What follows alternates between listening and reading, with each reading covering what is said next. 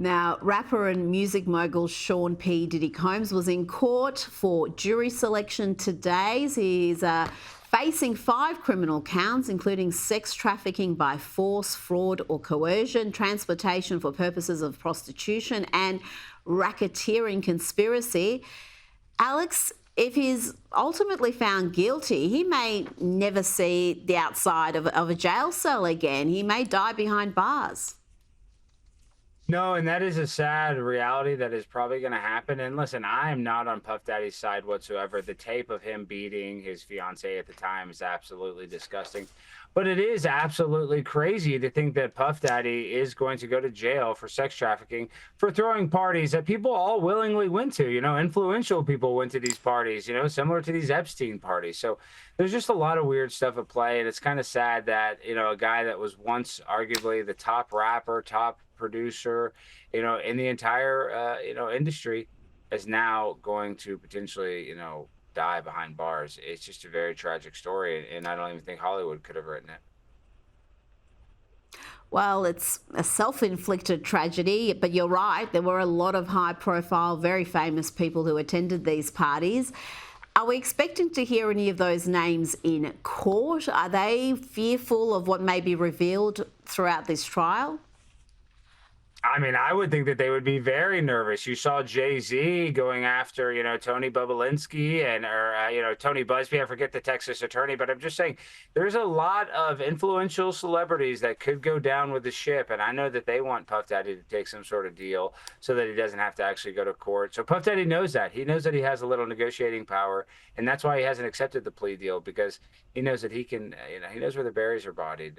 He knows where the bodies are buried, metaphorically. Well, I hope that's just a metaphor, Alex. He is alleged to have taped so much of this debauchery, so you do wonder what is out there, what the police, FBI have in custody, and if it features some of the famous people that we know attended these parties. Now, let's lighten things up a tad with this amusing story told by former Alabama football coach, the great Nick Saban, about what happened in the Oval Office. He's got this very big, good-looking, auspicious box on his desk that has a red button on top. And one of the players said, "Is that what you launch the missiles with?"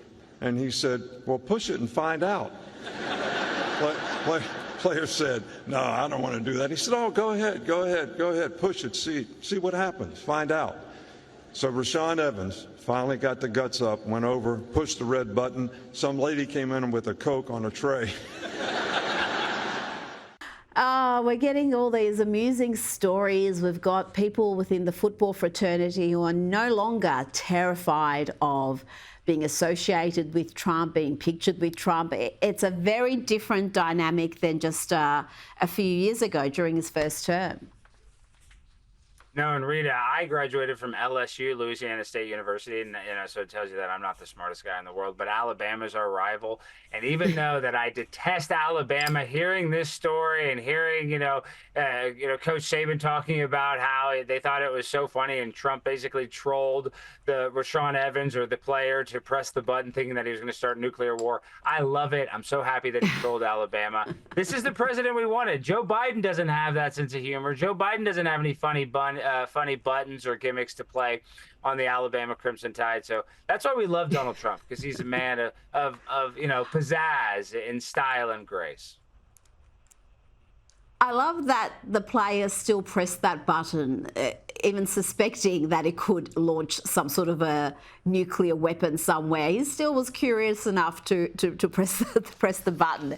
Now, finally, I know Americans think that Australia is just full of deadly creatures. You have no idea how we survive day to day. And this next story might just reinforce that idea. A South Australian family has helped rescue a great white shark that was stuck in shallow waters. These pictures are quite remarkable. 3 locals teamed up with Nash Kaur and his 11-year-old son to move this 3-metre-long shark, the deadliest shark there is, the great white, into deeper water and save it. Alex, this story is peak Australia, isn't it?